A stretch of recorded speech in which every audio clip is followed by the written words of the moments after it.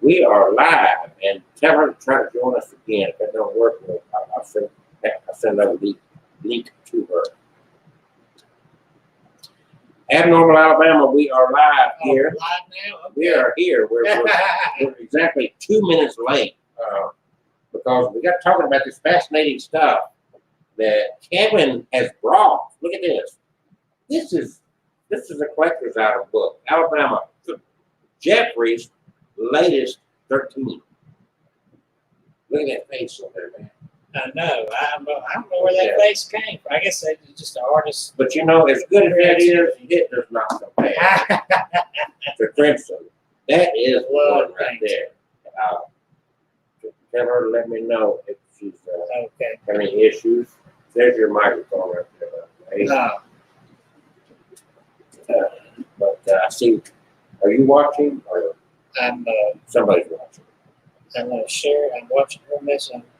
I look at Facebook back up. I'm going to share the video on Creepy Doll. She asked me to do that. So you got it on Abnormal already? You have thought email. You missed send us link again. I don't see her anywhere. But the last time they just kind of popped up there. Is she trying to get on there? Let me see. She hadn't.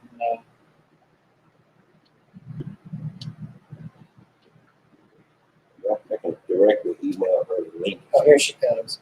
She put up a thumbs up. I guess she's trying. Okay. All right, we're waiting for Cherie Shun to join us from Georgia with her mini dolls. Not mini dolls, but mini dolls. For $600. Let me get this shared on Creepy Dolls. That's our home page, Cherie's home page. Oh, she's got, good Lord, she's got a new big old life-size clown doll. Look at that. That's sitting in a regular chair. Yeah, that just came up. Yeah. She never puts that up for adoption. Get. She got build a barn over her house for all this collection, didn't she? Yeah, she's got one. What? I just saw that. The headless roommate. Yeah, that's one of my old. I used to love this Daniel Cohen. He wrote some good books. A lot of the You stories. like this older stuff, don't you? A lot, yeah, because they're better told. A lot of these stories are the ones I'm telling on my podcast, The Haunted Collection. Well, I agree with you because, and this is what I want to do with the YouTube channel. I want to go around and find these old timers and sit on their front porch or living room and let them tell their stories. You know what I'm saying? Yeah. Because we're losing that, and this oral tradition. That's what these books were written from, an oral tradition. And now everything is so processed. I know. He's typing away here. He's not paying attention. He's ignoring all you out there. He wants you to buy his books, but he's going to ignore you. What do you think about that? So I don't see her anywhere. Is she having a problem? I just shared it on Creepy Dolls. Now they pull her chat back up.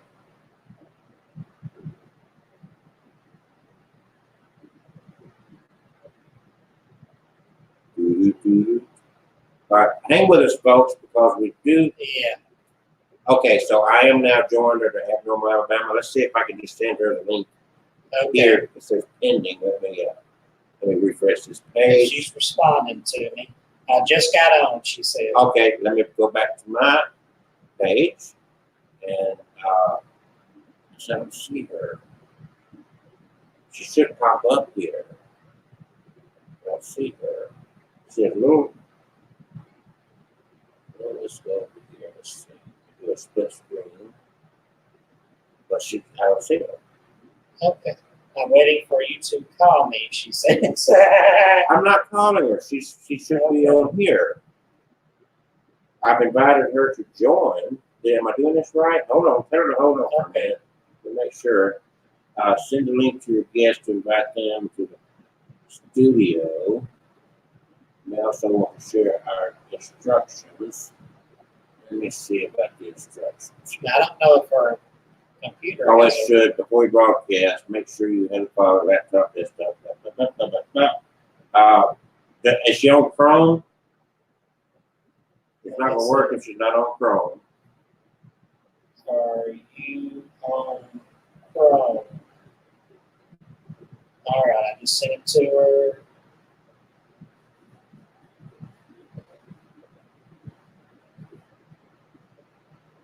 And when she goes there, it says you're entering a broadcast studio. Okay. And then there'll be a little settings button right here that she clicks on to give the software access to her microphone and to the camera. She says, I have no idea. She's not So she's, easy. She's not Yeah, easy. she's not. So Okay. that's what I was saying. All right. Well, we can get her on the phone and put a microphone. You want to have her call you or what? We don't have Catherine around to help us. She can call me. I don't care.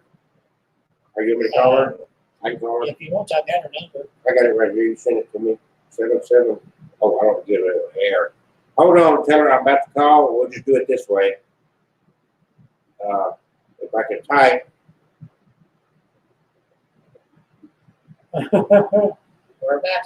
We're about to get her on, folks. Now we're going to need to put the microphone.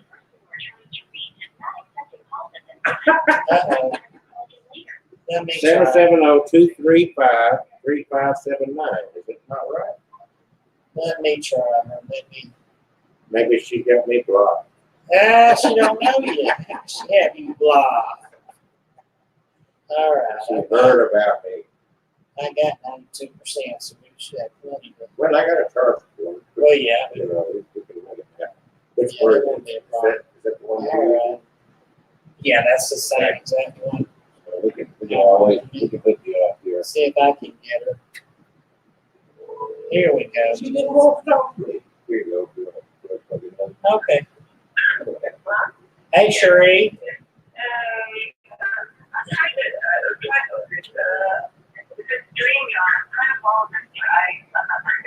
That's okay. We'll just use the phone, and we got a microphone next to it.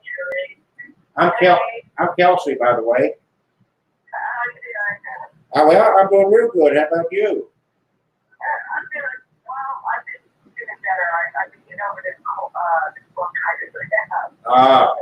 Well, I've had.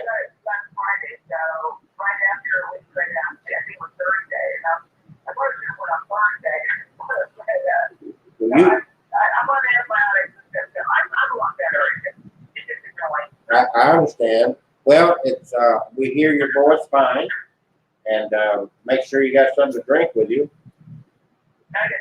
Okay. And we really.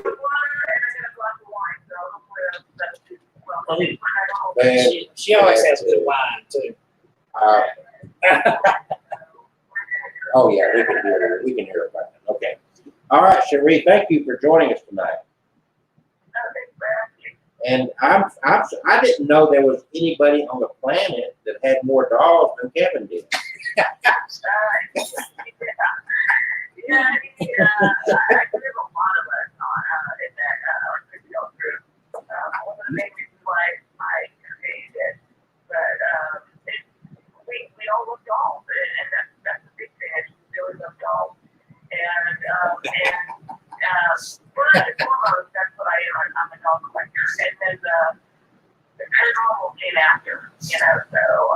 So what happened there? Did one of your dolls come to life or something? Oh yes, she's got. Well, wait a minute. I'm going to interrupt you for 1 second. Did Kevin show you the video of the dolls that we gave him that came to life during our show? I don't think so. He's asking. He should be sharing that. I need to share that on. I don't know if I shared on. I think I shared on Creepy Dolls, but I'll do it again. Yeah, we were filming the show, and I had 2 dolls that they donated to me, and those boogers they moved on camera. They started sliding around. One of them started flashing its eyelids open and closed. Yeah. That's so funny. And It's hard to catch it on film because I have one of those, and they will do it on camera. I mean, when you take the film pictures or video, and occasionally you will catch it. You don't catch it all the time. Yeah. So when you do catch it, it's like, woo, that's like a, a win-win. But, especially if it's with people who want it, that we see it without having a camera. We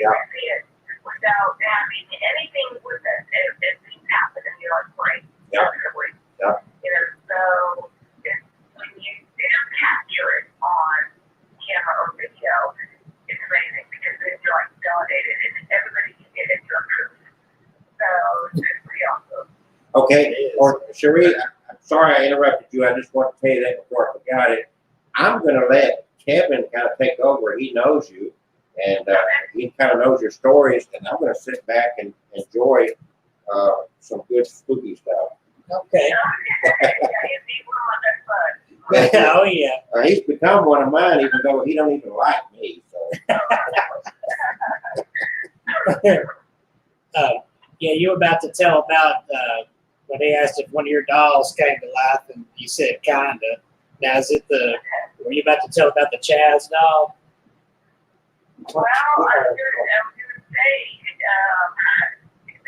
not really the doll, Oh, but I think it was your normal, as a child, like what, as you know, and like you were, like, you have, Kevin, you know, when I was young.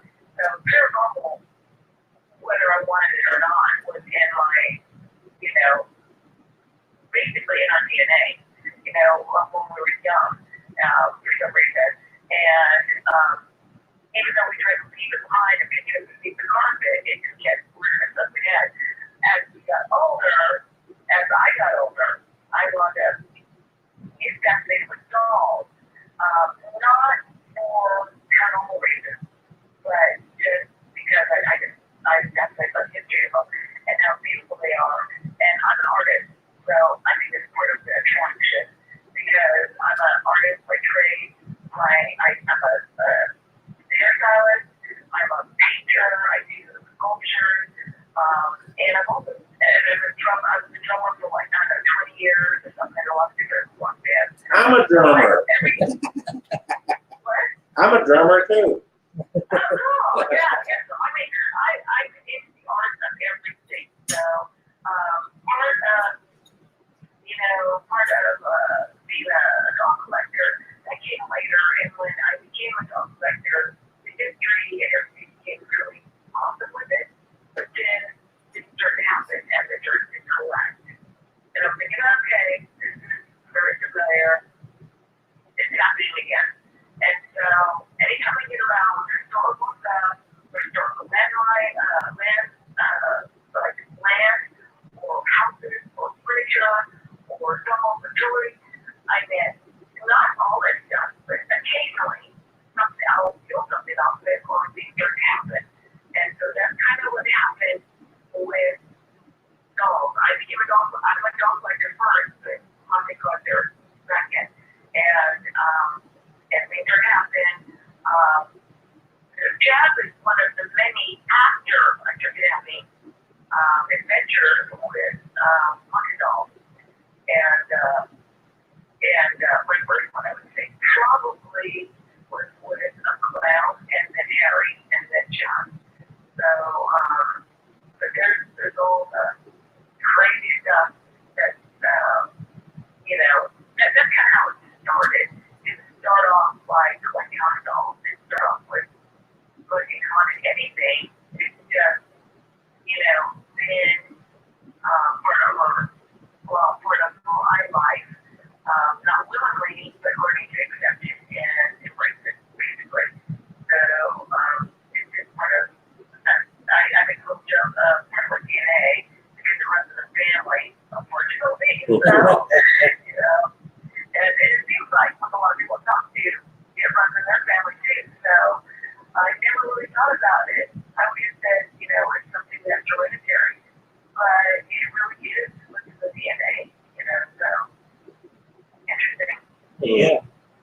Now I hadn't told them about your Chaz doll yet. That one's got a YouTube video, and it was kind of popular out there. Tell us a little bit about that. Actually, I found him off of YouTube, and when I seen the video, it became slow. And so when I went to go look for the option, I bid on him. Actually, I think it was I can't remember if it was a fight now. I think, yeah, it was a fight now, and I bought him. And when I got him, he didn't never know if he was flying. I got the vibe on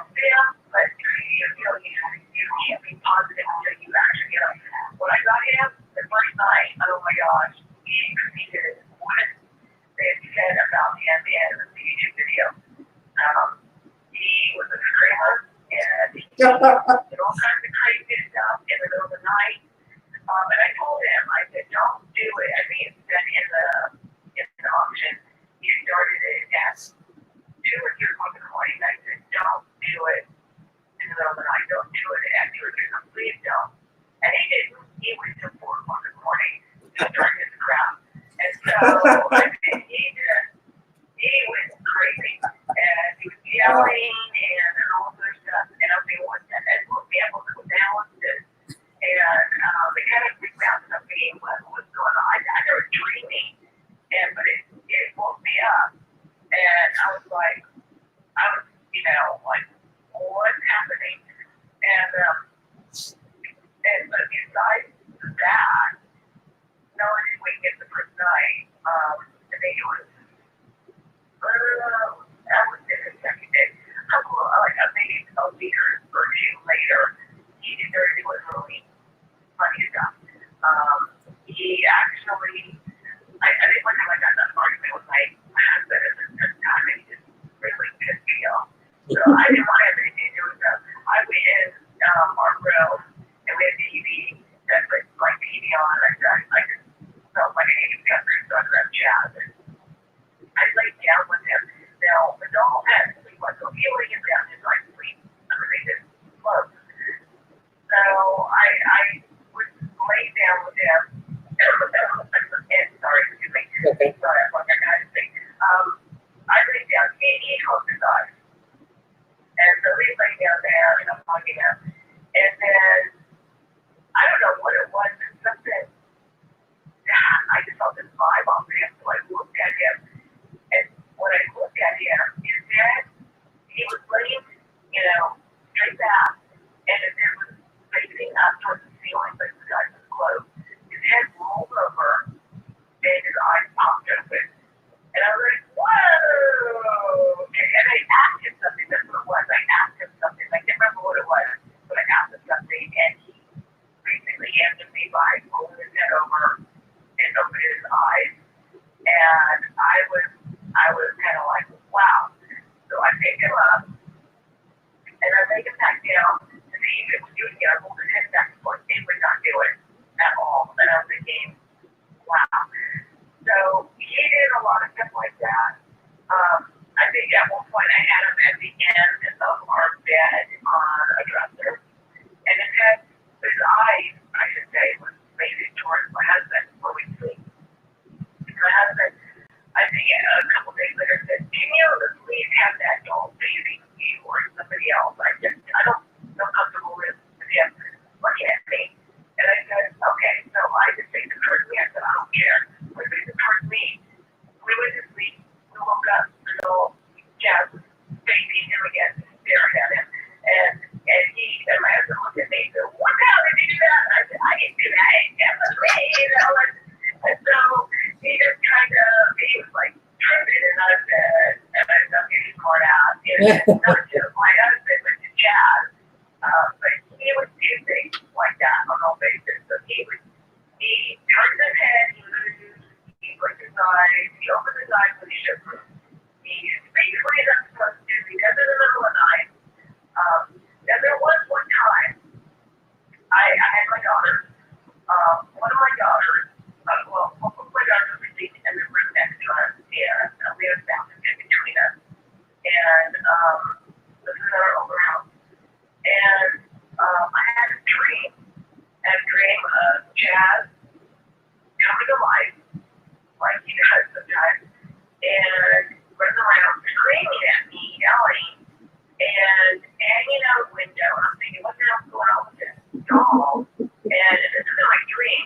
And he's yelling at me, he jumps up, and he's running. And in my dream, he's backing off the window, runs in from my daughter's room to my room, from my daughter's room to my room, back and forth.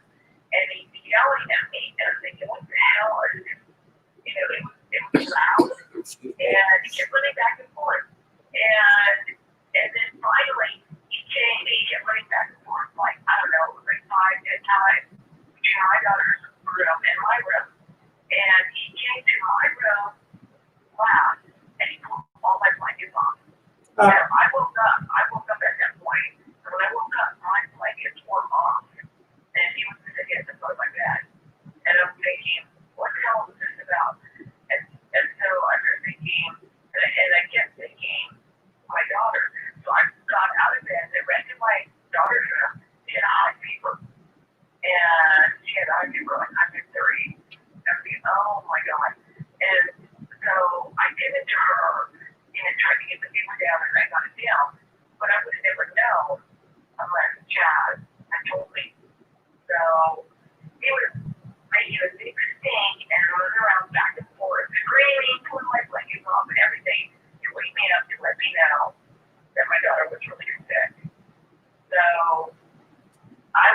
really, I was shocked at that point, and I was thinking, wow, this is awesome. And my kids and my whole entire family love him. So he's really close to my children, and he's just, so for the family, I've had so many people offer me like $500 to $5,000 for him, and I said no, he's part of the family. So now, if anything's happened to me, they go to the chat will go to my children.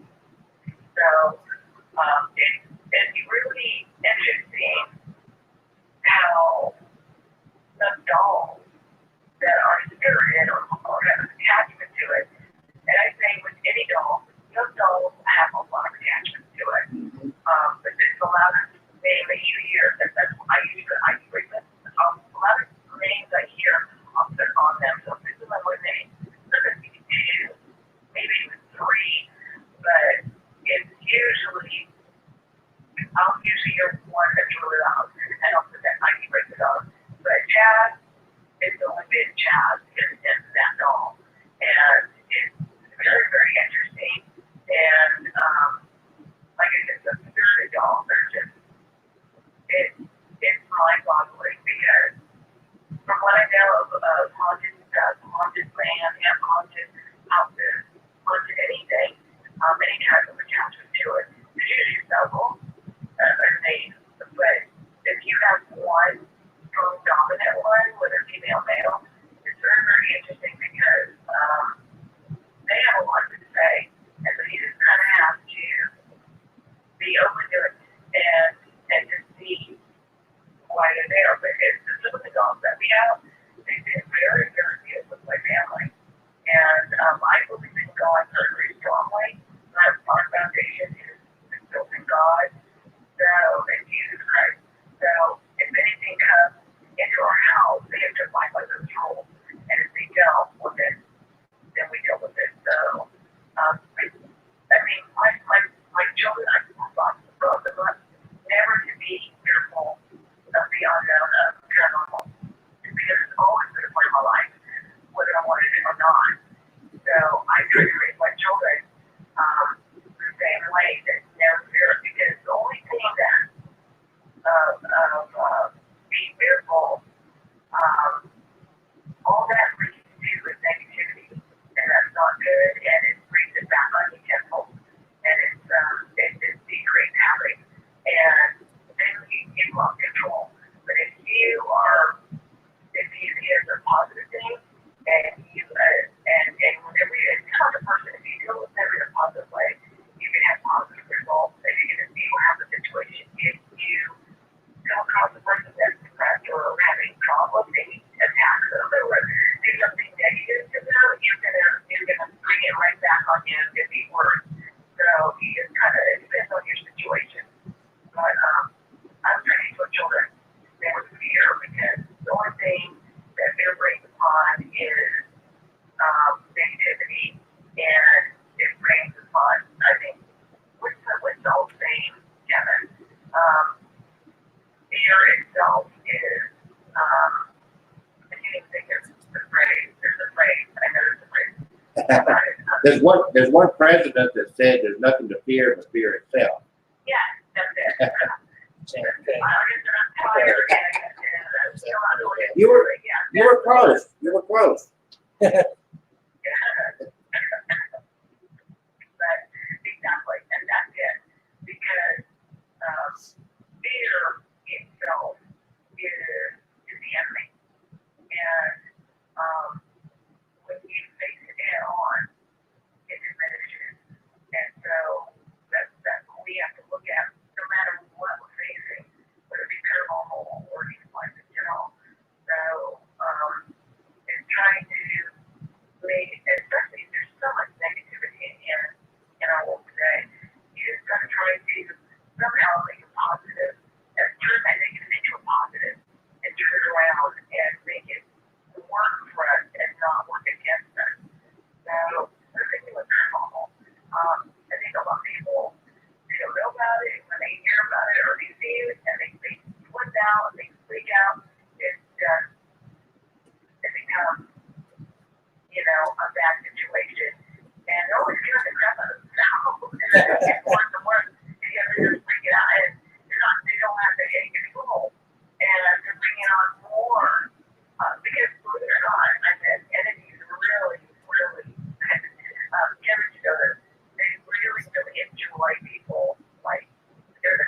Oh yeah. Well, That's like candy to them. yeah. Because it's like you're giving them candies, and the more you give them, the worse they become. So you're just and everything, and they're just kind of like, yeah, this is great. This is great. Absolutely. I compare it to bullies. A bully seeks that reaction, and if you don't give them the reaction, they stop. Right. So it's you will want to especially I've got so many people, and again, the reason why I created the Incredible is tell people, you tell them, don't give them what they want. Don't, you need, and a lot of it is because you don't understand. Anything we don't understand, we fear, just human nature.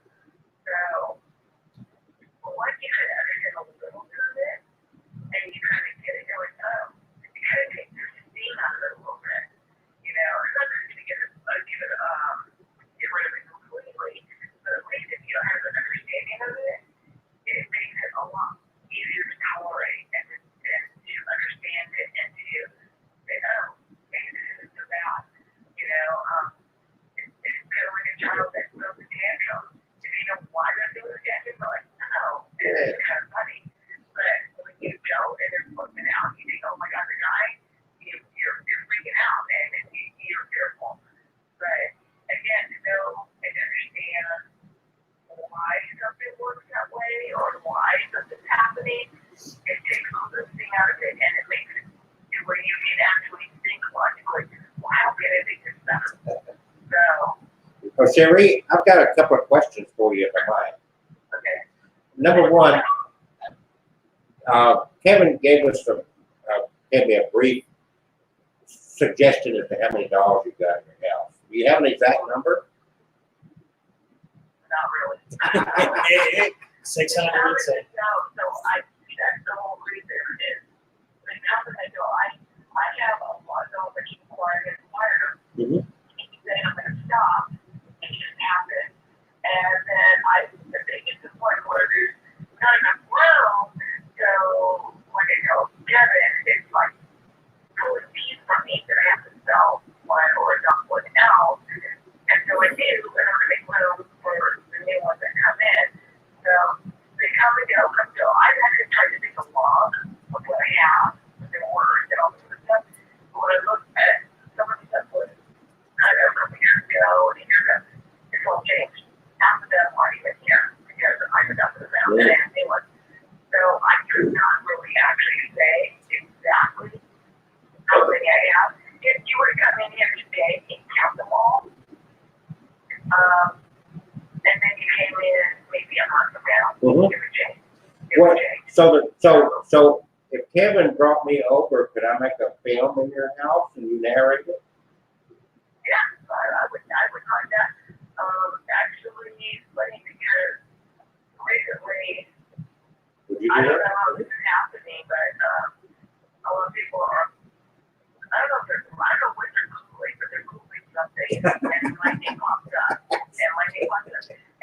recently, I had two producers contacted, one producer actually, and I thought he's some improvement, but he's some weirdo or something. Hey, wait. I've got two people here who have hundreds of haunted dolls, and you're calling him weird? Well, I get a lot of people trying to call me or contact me, and they're wanting to hit on me. I'm like, and I get all these like strange people and things. So I actually on my timeline picture, I just like to draw. Oh yeah. Hey, so social. You got to be careful with social media. It's crazy. Yeah. Well, I put one of my dolls on, one of my blind dolls. Yeah. And so nobody can really know, but I've had still people contact me. Now, the person recently that contacted me a couple months ago, I got it looked like a fake Photoshop picture with a big account. So I didn't pay too much attention to him. And it kept calling me, kept texting me, private message and everything. And I thought, I talked to him. And then I said, okay. And then he finally said,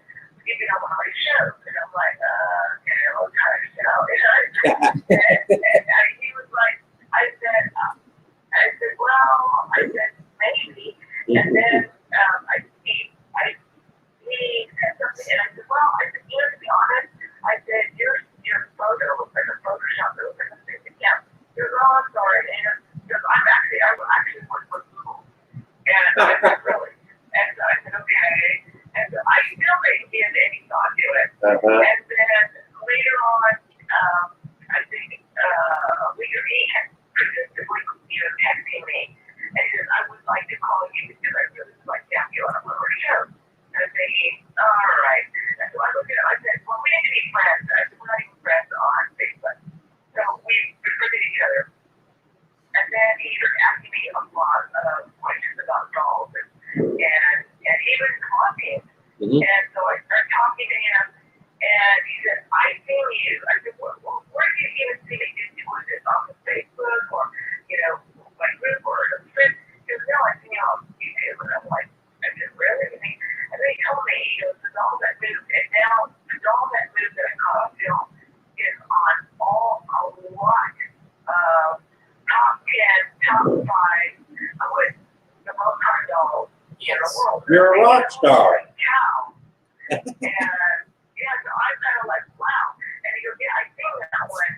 And so he's been talking to him. So finally, one day he says, I'd like to call you. I said, why can't I call you? I said, well, you call me at around 2. I'm going to be with my daughters. I sit there because they're car riders. So I sit there for an hour and that's the girls' school. And so I talked to him and I didn't really know who he really was. Told him a little bit about paranormal, about my group, about this sound, about the dolls, and how I collect. And then at the end of it, he goes, I really want you on my show. And I said, okay. He says, I know you work for Google. I didn't know sure enough. And he goes, yes, I work for Google. He goes, I work for the Travel Channel. And I said, okay. And he goes, have you ever heard of Expedition on Sales? And I said, oh, thinking, do you like that? But I say it out loud. I'm thinking, holy shit.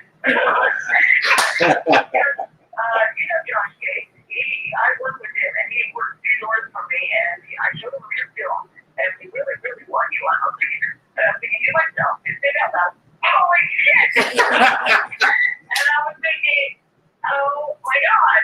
And I was shocked. And he said, yes, he goes, I want to get some disclaimer stuff that we can use your, a couple of seconds video on our, travel video on our show.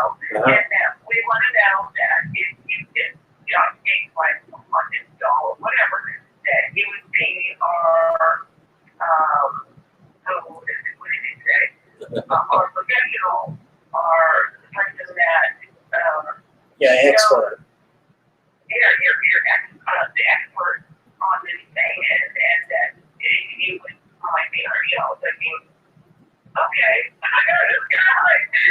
All right, I was still stunned, and because there's so many things that are going on. But there's too many things, and then after I talked to him, he was I got another producer called me and said, okay, I know that you talked to this guy, set it up, and I'm the other producer, and I was thinking, oh my goodness, and they did. They sent me over the paper and signed them and everything. And I did this before because I just used to go on the show a couple years ago. Same thing with my dogs. And they Googled or seen us on the internet. And then on top of that, my son does short mini films for an independent film producer. So I also have my doll in the short film. It's kind of like a creep show. They have like 4 like little stories and then a love story. That's what he made. He made one of those with my doll in it. Oh, wow. We've had short movies.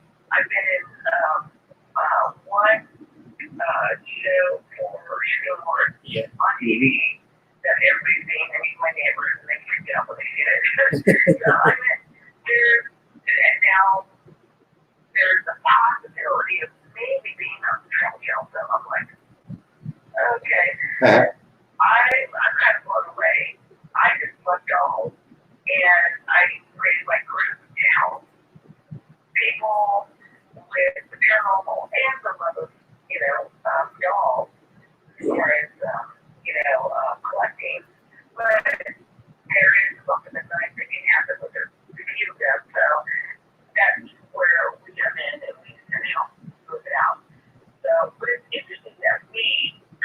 of notoriety on the internet, and that when people purchase dolls or like dolls or paranormal and dolls, I pop up for some reason. Yeah. So it's I don't know. I guess it's a good thing. It is. I guess, I wasn't trying to be popular. I'm just trying to help and enjoy what we do, which is what we go. And then know a little bit, quite a bit about paranormal, so, and it was just a great for a safe space for people to Yeah. when everything paranormal happens, and you know, That's it's sure, I got, and there's a lot of stuff there. Yes. So that makes it work. I'm cuckoo, I admit it. Listen, Cherie, do you have this on your computer, the screen where we're streaming? Yes, I do have it. Okay. I can't get on it for some reason. That's okay. I want you to watch, or we're going to take a quick break, and I want to play you this video of what happened during one of our previous shows with two dogs. Okay. And I made a video, I clicked it out and made it where you can see it. So get ready to watch. The stream is just a moment behind, if you know what I'm saying. So let me make this full screen. Okay, so I'm going to be quiet and let this roll. Come on, roll. Roll.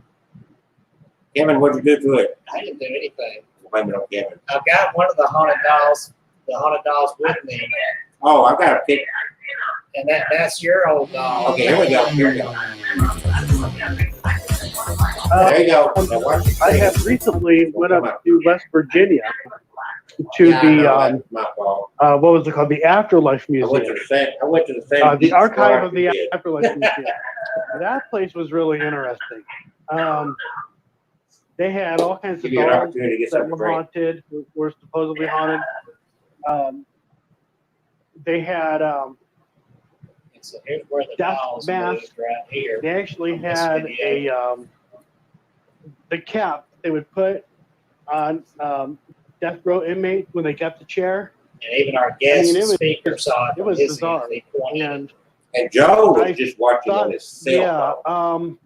What happened? He was streaming on his cell phone. like 20 seconds ago, I thought I'm gonna zoom in Yeah. on it in a minute. I and see if ignored it's it. better. I ignored it because I thought it was. And it's a pretty substantial move. Yeah. It was this one right here. wasn't it? Yes, it was. Screen. Yeah. Mhm. I missed it. Really have to This one you didn't. I was looking at my Wall, computer, I was trying to turn And it. I'm sitting next to Kevin so Yeah, much that I'll sense something I thought going on with it sometimes. And all of a sudden he starts kind of that jerking motion. That tense as long up. as it's And at the same time, Joe's sitting there pointing, going, Here we go. they had Close up. death mask. They actually had a the cap they would You put can really see it. on Eyes death flooded. row The inmates second when they one. got the chair. Okay, I mean, now, it was bizarre. And Yeah, there's a delay. Yeah, there's a delay. yeah, What happened? like 20 seconds ago, Yeah. I thought It was enough to get his Yeah. attention because we set at this conference table in I our ignored it office. because I thought it And was we're like, we're so far away that And he's we're gonna not build a really museum on it. touch what dogs are sitting on. that'll be cool. It's gonna be a There haunted was nobody in museum front and a of the big table and all, museum, except the camera. The artifacts. camera was over there, You know, for and storytelling. Joe was on half split screen. He was in Bristol, I Tennessee. had recently went up to West Virginia to the what was it called? The Afterlife Museum. The archive of the Afterlife Museum. that really happened, but, you catch stuff, and, I mean, you can't say, yeah, it happened, but you can't talk people into it. Yeah. Yeah, but that was When people are doing shows, and stuff is actually happening on the show, it's really cool. It just validates everybody that, that stuff. well. The It's interesting, great when I can capture on film. yeah, the interesting thing about those dolls was that we became kind of known on this road we got a pretty big building, and we've done paranormal conventions and this kind of stuff. And we kind of became known in the vicinity of these weird paranormal people, you know. But occasionally somebody would just stop by and say, "We've got a haunted place, can y'all come by?" And then sometimes this old man that lives not far from here, I guess his wife or somebody had died. I wasn't here, but Catherine was. And he dropped off a couple of dolls, and I've got to get these out of my house. We all just take them. And so normally, even though Catherine's got a few dolls, she will give things to Kevin. And so she decided, okay, these we're going to give to Kevin. So Kevin came over early before the show because he had some production company out of Canada wanted to interview him here, and we presented him the dolls while he was interviewing them.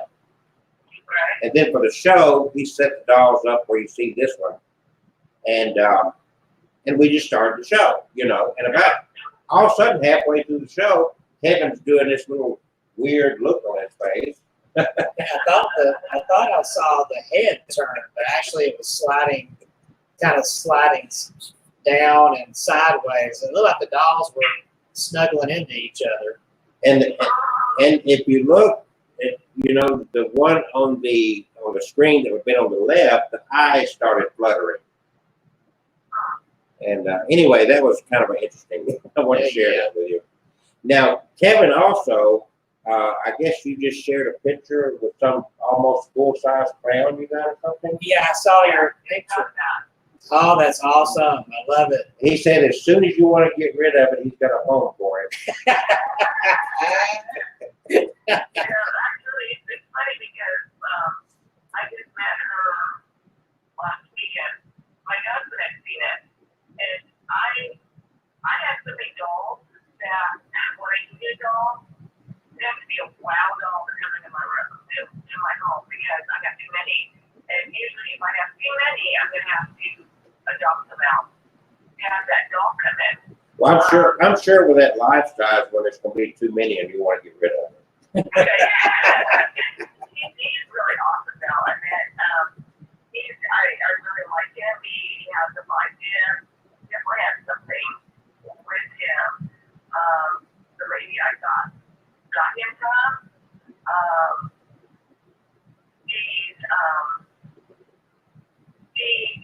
she just moved, so she needs to downsize something. So she's not a doll collector, but she does have some dolls that she does like. And I guess she buys and sells things. So this is one of the things that she has. And I assume my husband is really not, I mean, he enjoys my dolls, but he's not looking for me to buy more. He was thinking, oh my God, my wife will love this. And he said, look what I found. And I looked and I said, oh my God. And I said, you should do that. And he goes, yeah, I thought this is cool. And then I got him at a really crazy price.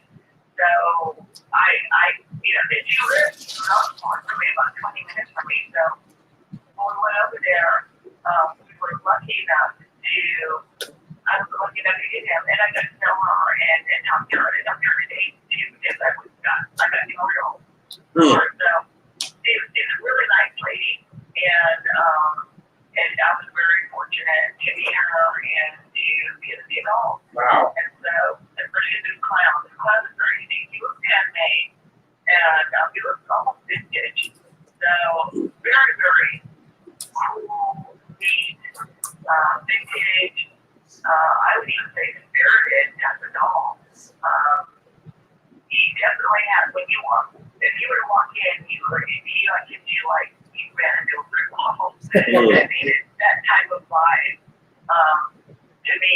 So, very, very nice. And I put a vintage, another clown doll with him. Because of course he didn't come with that. And he has these fingers that are, material, and a couple of them have wires in it. So anyway, I can kind of make them shape, and then I can put rings on them. So I put a couple of rings on them. I just like it's the coolest thing. So really, really like him a lot. Wow, very interesting life you've got there. So this is something that you just kind of stumbled into. You like dogs. You wasn't into it for the paranormal stuff, and then all of a sudden, this Chaz seems to be your like #1 haunted dog. Well, I would say he's like the #1 hunted dog. Oh. I got Harry. Yes, Harry. Something else. Oh, man. Oh, He has that's Kevin Harris. yeah. Harry. So you witnessed this? Yes. And he's from the 1800s, and he's a big, So 32-inch paper mache doll. Equal size. He's very, oh my God. I got him from a friend of mine that about had a total heart attack from having him. And she's a dog collector. She's a serious dog collector. And when she got him, her whole life turned upside down for a whole week and a half that she had him. And she called me panicking, freaking out, saying, she got she was so crazy. She was a terrible to tell me about him. And she said, and because the dog's freaking out, and I want you to look at him.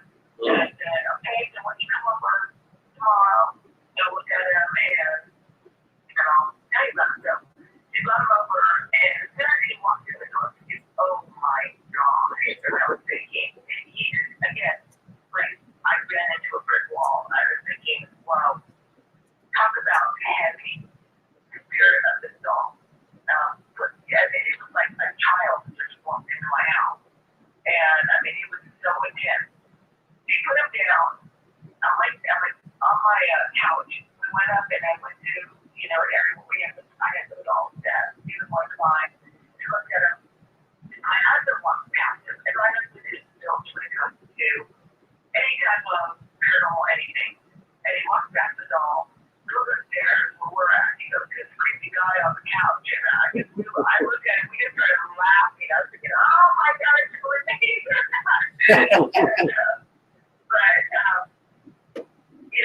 he was his likable dog. She took Harry home with her that night. And she almost forgot him actually. And I was holding him, and I was thinking, bye. We go to Sam, bye. She said, bye. And I said, aren't you taking your dog? She goes, what? No. Whoa. Oh my God, I guess I forgot him. And so she put him in the car, took him home. And the next morning, I sent her a message and said, tell her that dog, Harry wants to go with me.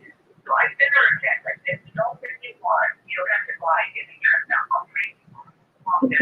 Come on. And so she got my message late that night. She says, okay, I'll text you in the morning. I'll let you know. Well, the next morning she goes, give me an album. And I was thinking, what the heck happened? So she brought him over. And by the time he got to my house and got to my front door, when I opened the door, she called on me and said, here you go. And was freaking out and told me that he started making her windows going up and down in her car, in my driveway. She was doing weird stuff in the car, and she was blaming her daughter. Her daughter said, I'm not doing it. I'm not even holding it. She's like, oh my God. So they're screaming in the car, and oh my God. So she gets out of the car, and that's when she rang my doorbell, and she told us, I said, I'm going to do it. And so it was just funny. And so between Harry, Chad, and then there's another one. There's one that Island of the Dolls, but there's a few of those. And then Kevin has one. I got one from a lady that had severe talk. Now this is really interesting. She actually knew nothing about me, knew nothing about paranormal, didn't even care about it. She was very big skeptic when he came to it. She bought it all from an antique vintage place. And she got them in the basement area, and it's really cute. It was a dimple. Now, dimples, as well known, especially on collectors, are very, very expensive dolls. He was beautiful condition. He was in very, very good condition for his age. And anyway, he brought him home. He started having severe problems. Remember, like I said, he's total skeptic. He didn't believe in this stuff. Started having severe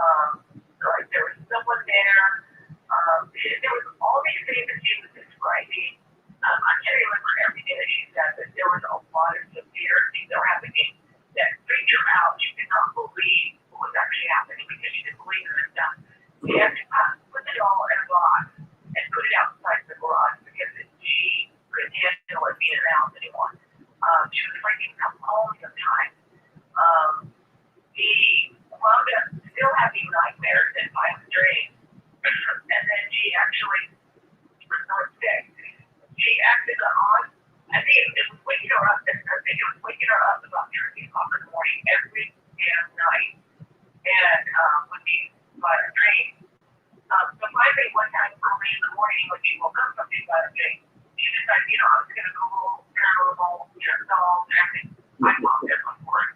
And so she went on, she found me and found that I was on Facebook, went into my group and posted her story. And I try to check creepy dolls every day, several times a day, to see if any problems or anything. Usually it's just creepy dolls, whatever. But this story popped up, and I was thinking, oh my god.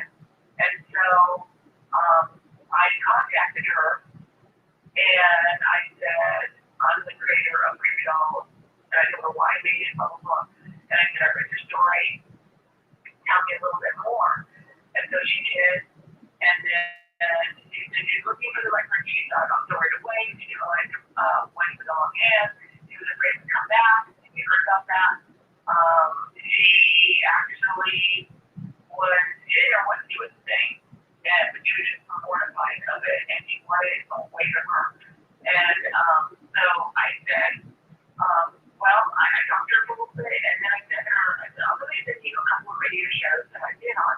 And then you can listen to those and then think of our things to solve and contact me. So she listened to one, and I sent her like I think 3. She listened to one, and she came back to me. I want all I need to do is listen to one, and that will be enough to the right person. So I said, okay. So I said, if you want, I can, you know, do you want, how much do you want for the dog? There's nothing. I just want to go out of here. I said, well, I think I'll be with you until no. I just want to ship it to you.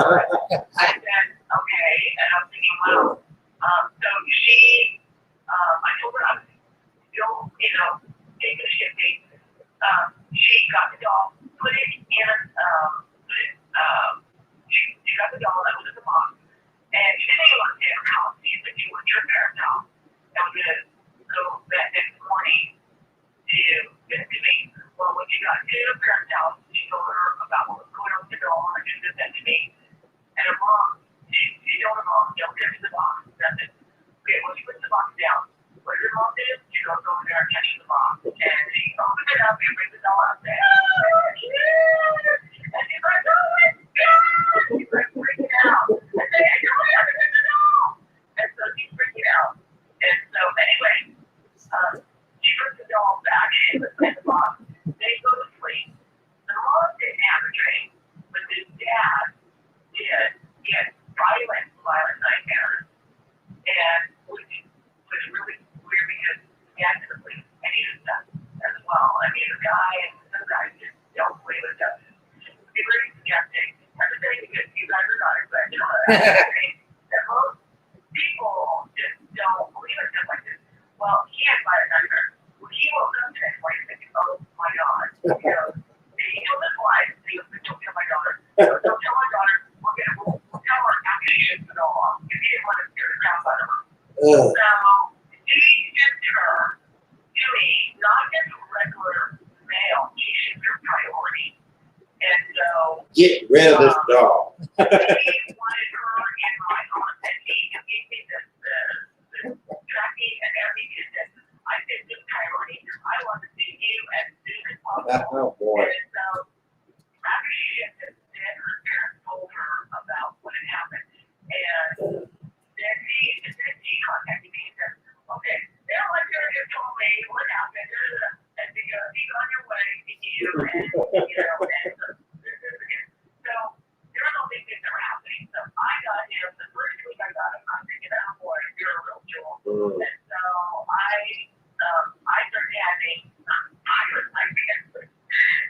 You too? Yes, I started having pirate nightmares. I mean, they were violent. I mean, there were people fighting each other. I mean, it was crazy, like serial killers. And I was thinking, okay, buddy, I said, we're done with this. And so, usually my home and some of my friends, like Kevin and a couple of others that are admins in my group, whenever we get haunted homes, we try to, I try to do, I'll take 1 or 2 at the most, and then give other people some that are experienced.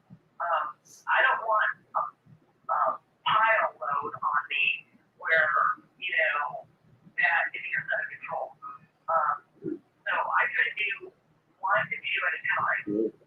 So And so, the interesting thing is because of, Kevin's haunted dolls, he's kind of like a foster dad to them, and his are very calm. You've had some very, what word do I want to use? Exciting dolls. Yeah. You got, they do come into my house wild and eccentric, and they totally charge us that doll rent. Why? oh God. But I wild. And the party was here, and then it calms down. It calms down. Now my home is, like I said, very centered. It's very centered in Christ. But what happens is, because I have ground rules, when you come into my house, they have to have permission and everything. When they come into my house, it takes some time, especially for dolls that are very, very eccentric or very in the hospital sometimes. It takes a while to calm down, but because of the energy in my house, it will balance is what happens. Now, if they don't balance, then there's the worst. What I do is that the worst thing I can do them is to put them in the ground and soak them. And that energy will go back into the ground. They won't have that vessel anymore. And, so there are things that you can do to make it, to balance it out and to make it right. But most dolls, I've never had to do that. Most dolls will calm down and just find the right person to deal with it. Again, if you give any type of, even small minimal fear of a haunted doll to anyone that has just a minimal fear of it is going to take off and explode into a totally different life form. So you have to have, that's why I always have people around me that will help me with this, is if they go to a home that has a good strong foundation, and it's kind of like when you take a doll that has a lot of energy or spiritual attachment or something, you put it in that home, and yeah, it'll be wild, trying to everybody, and then it calms down, and then it becomes where at some point you either adopt it out, or, and usually a doll that has a lot of strong energy, I won't just dump out to anyone. They have to be really expressed with it, and that's what they're doing. So, well, shit. anyway, Yeah. kind of how we deal with them. Okay. We're hard to believe, but we've already been on for an hour. I just want to take a little quick station break, if you will, and tell everybody this is Abnormal Alabama, and I think if you've listened to us for any length of time, you recognize that we are abnormal, and we don't run from it, we don't hide from it. By my side here is KEVIN CAIN. He is the author of now 11 freaking books. And he's got a full-time job on top of that. And he joins me every Tuesday night down here. And also, I've got to show you this, the cover. Sherry, have you seen this? The Crimson, the Blood painting is his 11th book. And I started reading it, and the first 2 or 3 pages very captivating. I just can't get him to give me the book. So, but anyway, support the starving artist over here. Even though he and I, neither one look like we're starving, trust me. But, well said. but Kevin's website is myhauntedDolls.com. His YouTube channel is My Haunted Dolls. He also does podcasts. He shares scary, spooky stories. He does EVPs with his dolls. They do talk to him. I've heard them. So anyway, support him. He would like to quit his day job and do this full-time. Yeah. On the phone with us here is Cherie Chun. And she's from Georgia. And believe it or not, she's got a lot more dolls than Kevin does. And I put up here, if you, let me do this again. Let me pull this up here because I've got where they can find you on Facebook. That seems to be where you want people to go. So there, if you look for that, what's on the screen now, you will find her on Facebook, and you can join her group. You better join once she's got space because she's got thousands of people over there. So she may run out of room. You never know. Everything I'm learning about Cherie, she is a true rock star. Yes, she is. Awesome. And then I want to plug us for a moment, abnormalalabama.com. We stream simultaneously 2 different places, Abnormal Alabama on YouTube and Abnormal Alabama on Facebook. We're streaming both places. We do this every Tuesday night between 7 and 9 p.m. Central Time. Some nights we do take phone calls at 888-501-6689. Tonight we're not going to take any because we got a couple of long-winded people here. So anyway, and look for Kevin on YouTube. He's got a lot of videos, and he needs subscribers as well on My Haunted Dolls on YouTube. Yes. So help him out there too. It doesn't. Guys, it does not cost anything to hit the subscribe button, and it does us a world of good.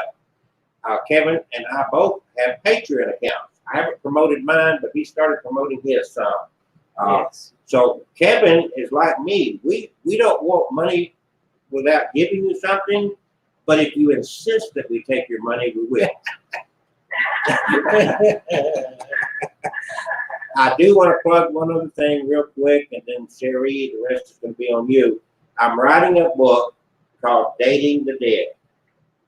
And believe it or not, Kevin gave me this idea because he lives with 300 freaking dolls. He dates the dead. But I'm fostering them. I don't date them. Although I do have a few flirtatious dolls. But the fascinating thing about this, and I have been involved around the paranormal world, at least the fringes, for most of my life.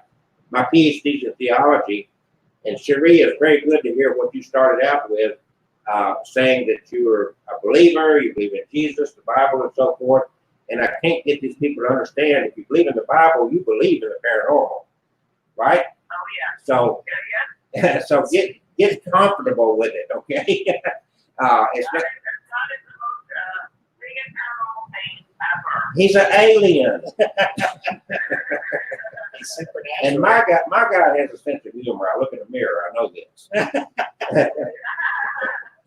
Bottom line is, if you want to get an idea of what Dating the Dead is about, then go to datingthedead.com. I've got some tantalizing teasers, I like to say, to give you an idea of what this book is about. It's not a dating website, even though I thought about doing that. A dating website for the day. So you can find your favorite ghost today. Okay. All right. Back to Cherie. Sean? Yes. Yeah. Cherie and Sean. And she is with Creepy Dolls and Paranormal, I guess the EXP means experience. Yes. And that's where you find her on Facebook, and you can join her there. She is world renowned, from what I understand, and very articulate and has great stories. So she's got another 45 minutes anyway. Yeah. If you want to, you got to go to bed though, don't you? I'm doing pretty good. Oh, Okay. 1 minute. We're good. I'm interrupting you one time because he walked in, you see the doll in our face here, right? I understand that doll came from you, Cherie. Yes, he did. Tell us the story. Yeah. He's a beautiful doll. He's actually probably from the 1930s. And she's very different type of competition. She's German style. So she's a very unique doll, especially if you look at her limbs. Her limbs are very unique. Which makes me think that she's possibly, even from the 1950s, could be possibly from the 1920s. Very interesting doll and a very beautiful spirit that I've heard from her. Like I said, a lot of these dolls, they have several attachments to them. And when I say attachments, they don't actually live inside the doll, they live around it. And they use the doll for item as an anchor. Yes. So to this world. So you may hear several names from her, or you may hear one in particular. One time you hear several names, but if you're allowed it, usually gets the ID bracelet. So you heard this doll give a name. Yeah. Okay. Yeah. I really, I've got so many, and that's another thing. Because I got so many dolls, and I give their ID bracelets, and I hear so many names all the time, and they will play games with you. So if you Is that hear what several names, and it becomes confusing, so that's why I do the ID bracelet. Does this one have an ID bracelet, Sherry? I don't know. Let me. I think she did. Kevin, did you want to check her? Yeah, she does. She Her does. yes, her name is Krissa. Krista? Okay. Yeah, it's been a while. And I know that Quit making out with that doll. Did you see him?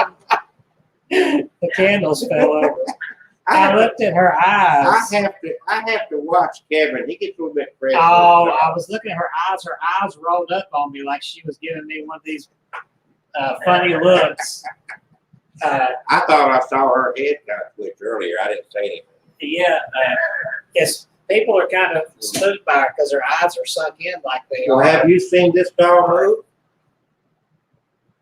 Have you had an experience with this doll? Yeah. You, it was originally yours. Yeah.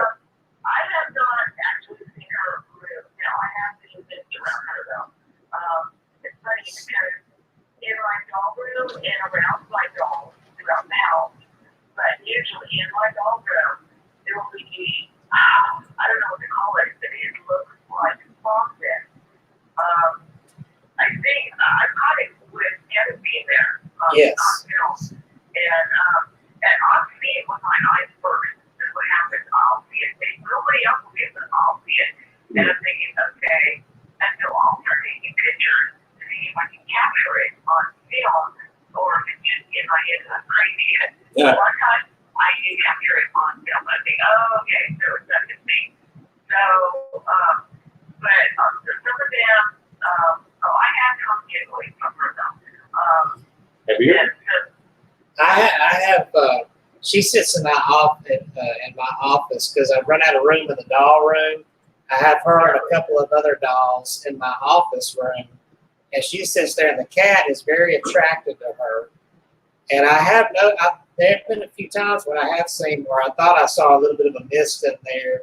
I just thought it was me seeing things, but now that you mentioned it, I've seen that mist before. Like I say, my cat loves to climb up on her and sniff her and try to lay in her lap, but her lap's too small. So, but I've also heard comments from her too, but wow.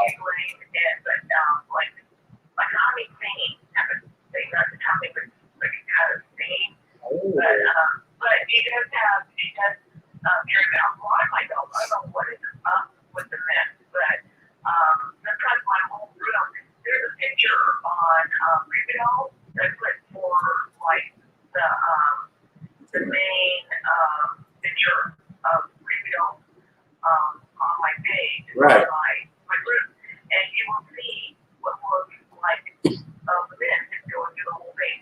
That's usually what I capture. So what? Sometimes it's darker and denser, and sometimes it's lighter. Okay, so you're saying that picture was not manipulated in any way. That's a natural picture. Not at all. Not at Because all. when I first saw it, I told Kevin that, he was saying that's just part of your dolls. And I said, she made it look spooky, but you didn't make it look spooky. It's naturally spooky. Right, that is completely natural. My son, I told you that they were doing a film, a short film here, a Yeah. long film. Mhm. Same thing happened. It was funny because now in the kitchen, which is far from the doll room, they used a fog machine. They were using it for the effects of the movie. Now I was in the doll room with the door closed, and I started to see that same fog thing going on in the room, but I could with my eyes. And I was thinking, okay, here we go again. So I started taking pictures, and I started seeing that fog. Now I went out and I said, I need to show you something, and I showed that to the people that were doing the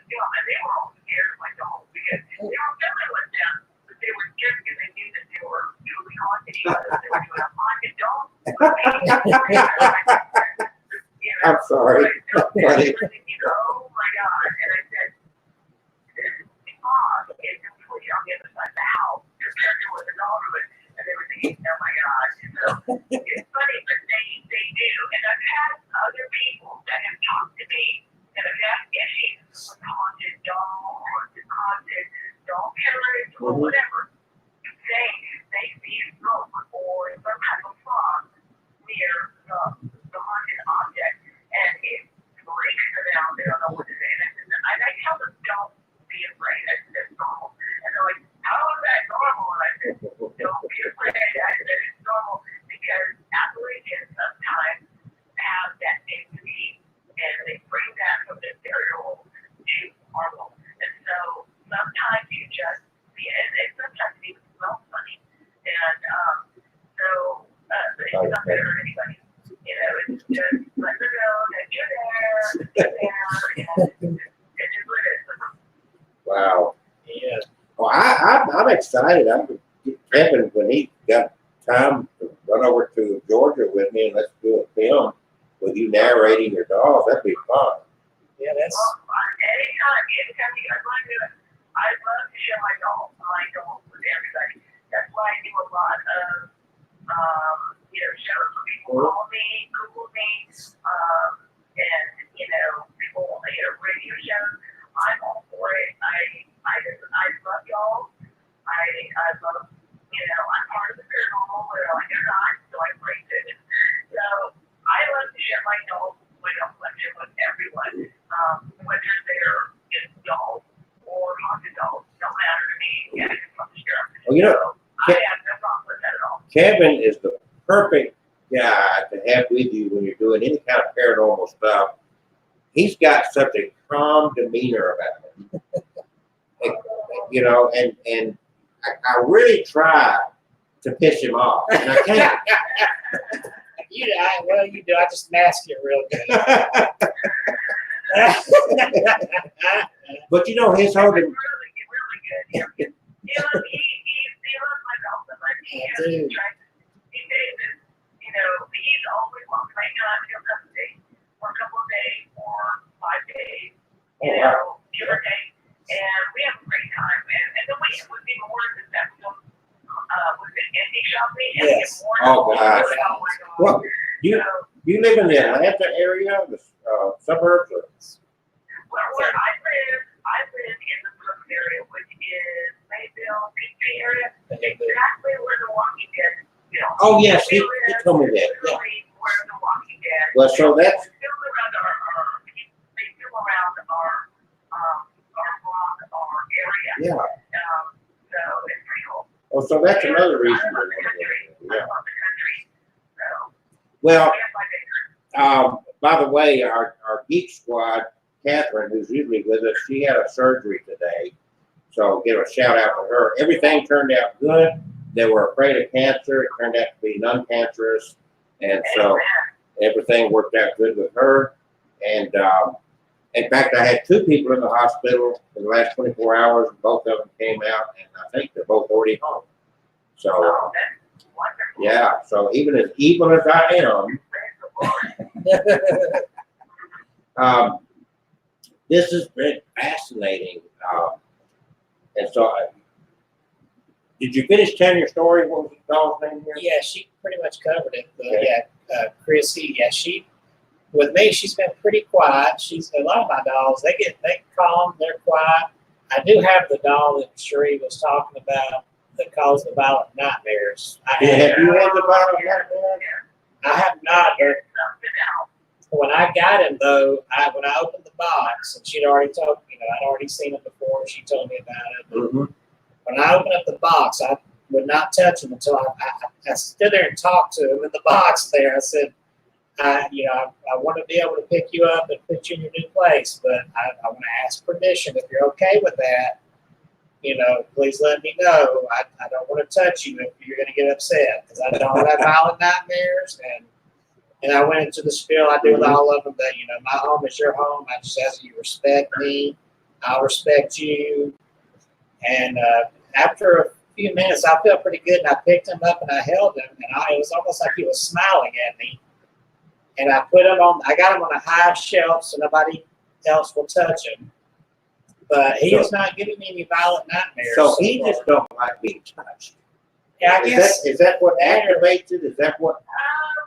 It all depends. I think he was showing when I first got him because he had been handled by certain people that didn't know anything about paranormal, and he was just pissed off basically. And when I got him, I was like, okay, but I settled it out with him, and he was good, and I gave him the respect that he deserved as long as he gave me the respect because this is my home, and he had 5 other homes, which he did. So after like 2 days of being nasty to me, then I also, there's another thing too, I also repair and restore any stones. So I polished him up a little bit. Yeah. So I told him, get over it, you need to, I just picked your vessel, so you better stop it. You got He was good. He you're, was good. she's got a AAA personality. Yeah. So he was good. I did put him up high, and I told people, I got him, and if you do,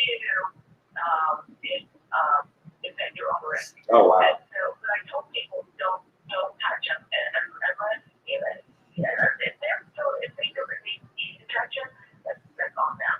So I'm not going to stop anybody. But I always want people touching your own risk, and I know that's fine on him. I just thought of that. I didn't want my children touching him. He was okay with me touching him, but he was not okay with anybody else. I think because we kind of, I dealt it out with him, and so he was good after that. You need to get some of that yellow caution tape stuff to put around him. Yeah, exactly. Spray it all over him like a flying stick or something. But it was funny because I had him for I don't know a couple of years after that. And I had a really good friend of mine, Rebecca, and her husband that come, and he had heard about the doll, seen it and everything. And he said, I heard about this doll. And he goes, I want to see this doll. And so he was this doll up, and he goes, is this the doll? And I said, yeah. And he goes, I got to touch him. I said, are you sure? I said, this is touching your own record. He goes, yeah, I'm sure. And he wanted to touch him, and so he touched his leg, he called it and everything. Oh boy. And so, and after that, he touched him for quite a bit. And then after that, he went home. First week, nothing. A couple of weeks, nothing. I think after that, he started having a whole lot of health issues. Severe health issues. He started having, and this goes in and out of the doctor. And this is what was told to me from Rebecca. He said,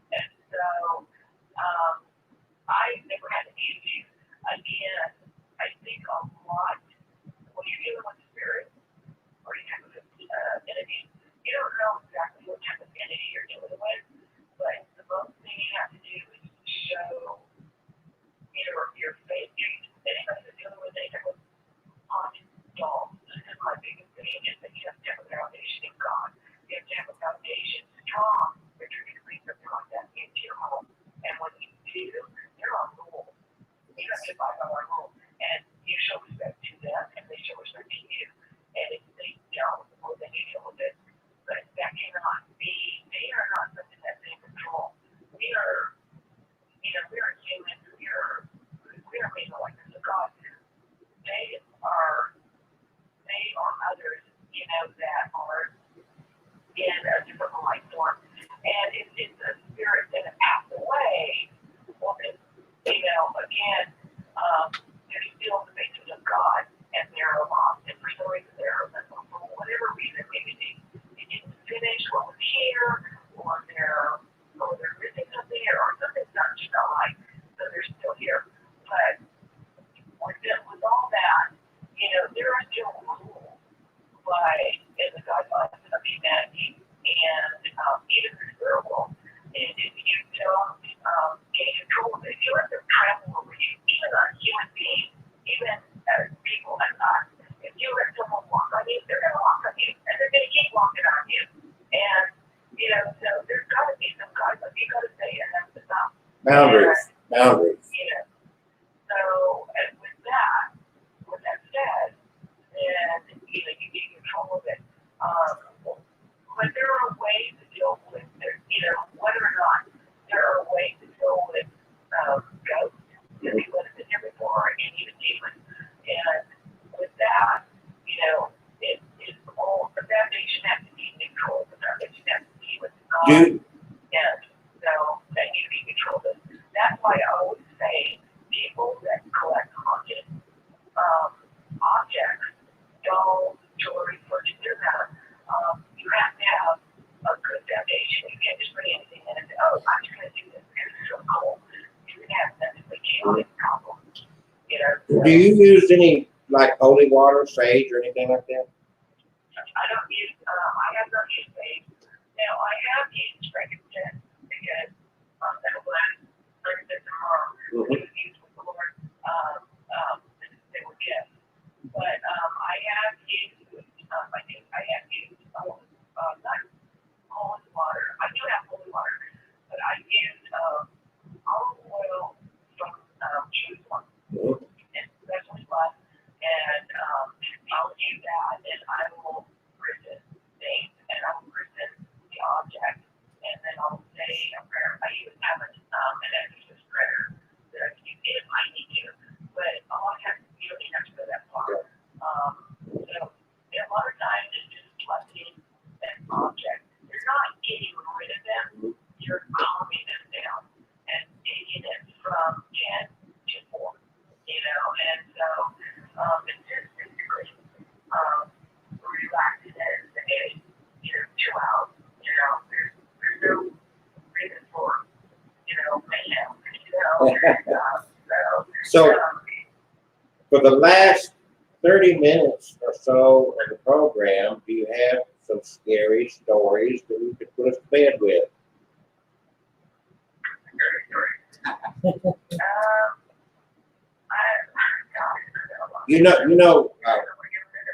Kevin and I were talking, the tradition in the old days of Christmas was ghost stories for Christmas. Right. And so Kevin and I are trying to bring that back a little bit. Okay.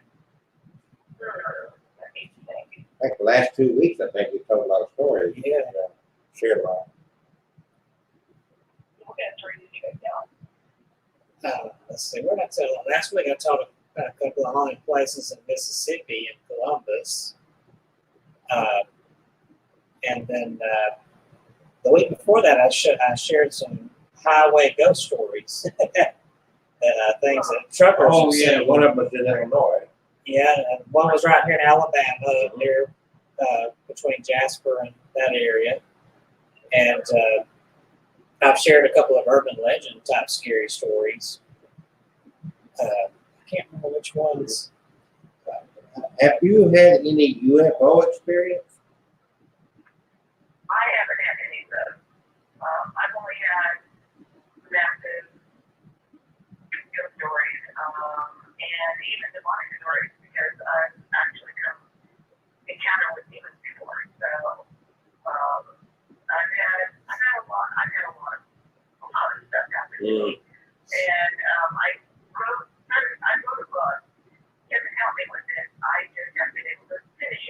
Yeah. Going on 2 years. Well, he needs to come over and see you and kind of get that motivated. I do need to finish it. It doesn't really deal with haunted dolls. It deals with my haunted past.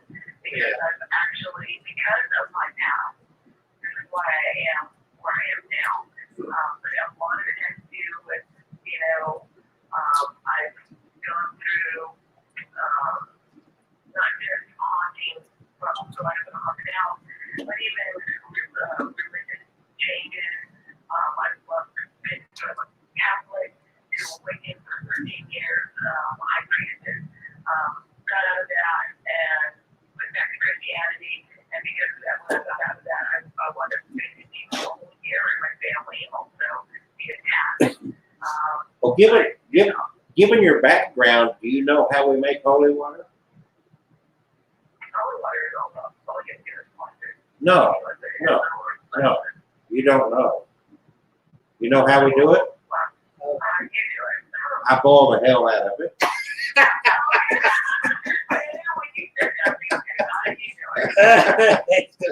Joke there.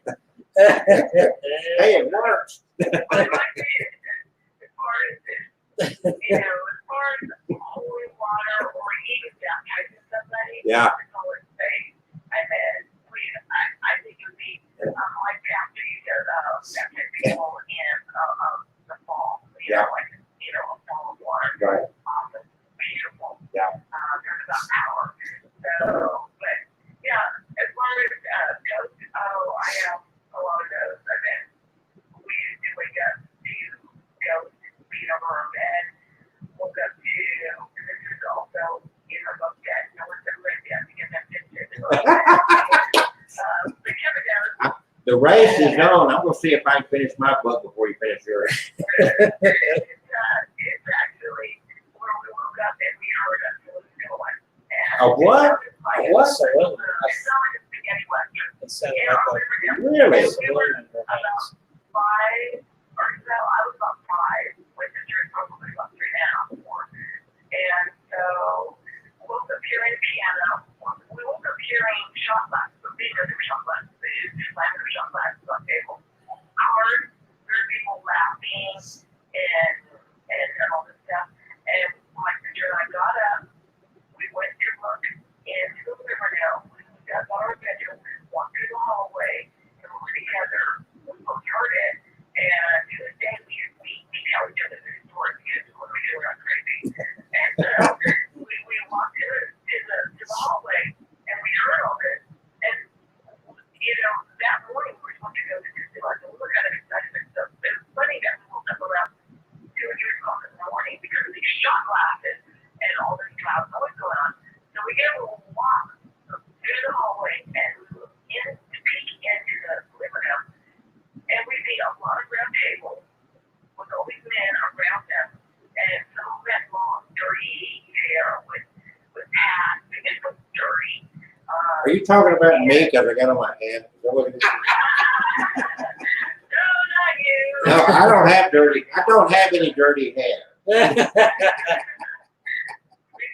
see like what looks like a piano and what looks like a piano player and what looks like, I guess, you can call her a whore or, some little girl. Yeah. Oh, yeah. Yes. And he was saying there was a bartender who was drinks, and there was these men that were shooting these little cups down their throat and slamming them down the floor. They were using cards. And now, when we can see these people, the two of them look kind of, show through. Yeah, transparent. Uh-huh. They were kind of, they weren't, you could see parts of them, like you would see the top part of them, and maybe a little bit of clear on their tummy and a little bit, a little bit of the seam. Like, so, it was weird. And they had the cards, they were smoking here, like they were smoking cigars. There's smoke on the top of the ear, not on the bottom. And so you hear all this laughing and carrying on, you hear like, oh, and so it was really weird. But me and my sister, when we were seeing all this,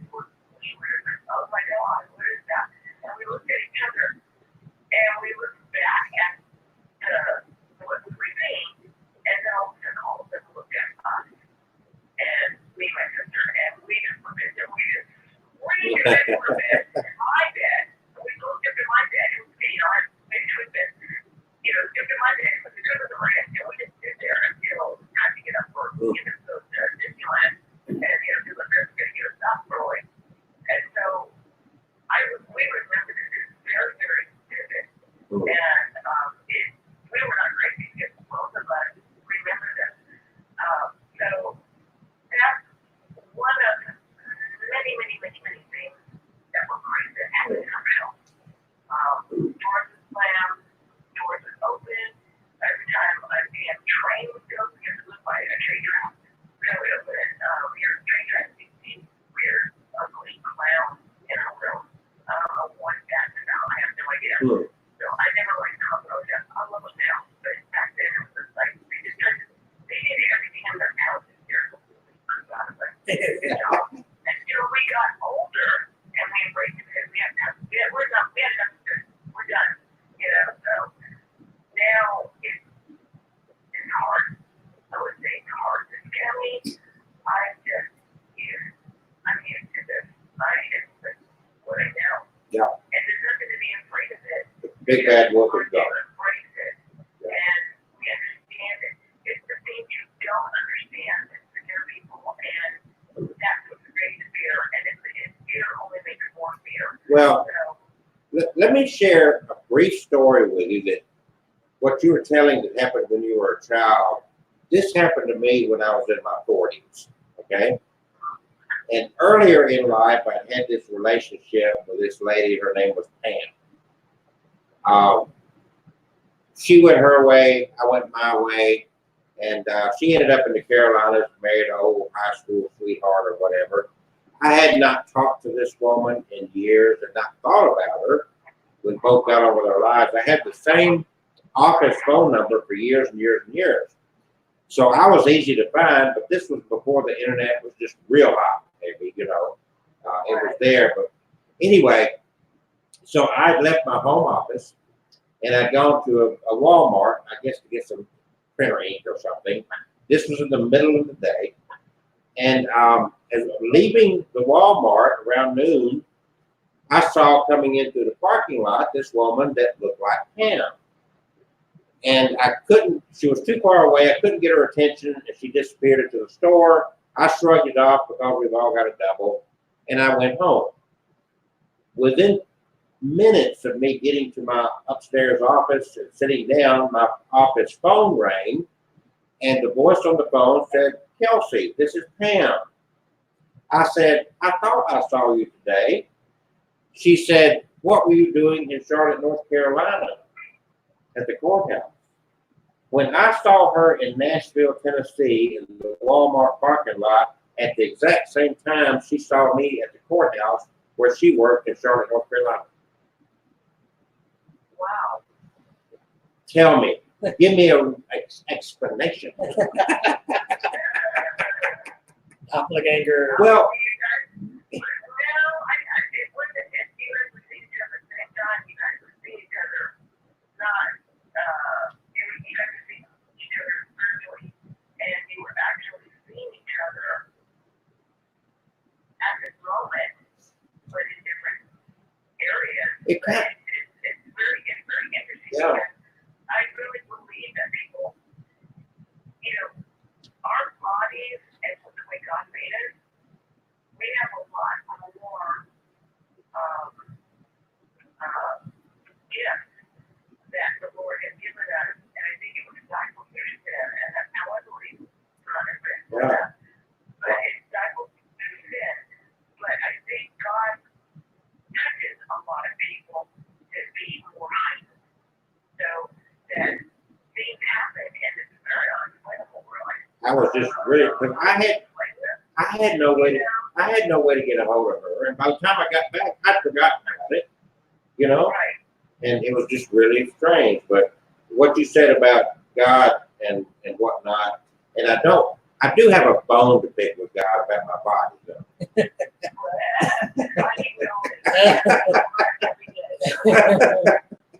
Anyway, well, I just had to get that little story into you because it kind of triggered me, because when I thought about this, and she would not talk about it anymore. After we've had that brief phone call, and it became apparent that I was not in Charlotte, North Carolina, that I was in Nashville, she shut down and never wanted to talk about it, never talked to her again. So she shut down with it. I think it scared the heck out of her. But I didn't want to be linked with her. She was ugly.